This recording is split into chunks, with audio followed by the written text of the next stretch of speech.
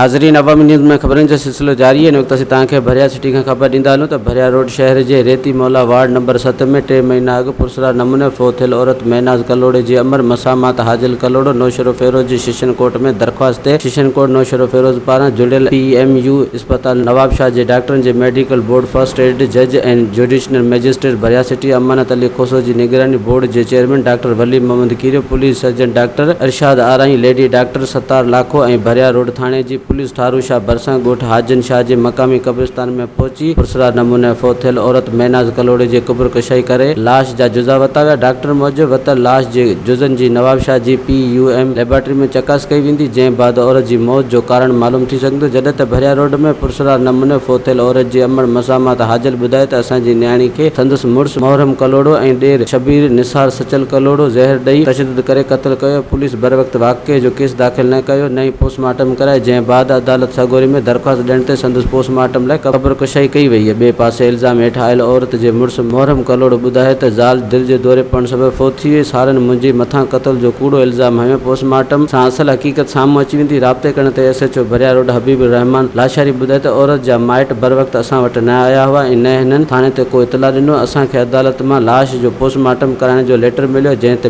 Medical board औरत जे क़ब्र कशाई करण लाइ लाश जो पोस्टमार्टम कयो आहे। वधीक ख़बरनि ऐं तफ़सील लाइ विज़िट कयो अवामी news Facebook page, YouTube page ऐं अवामी न्यूज़ वेबसाइट।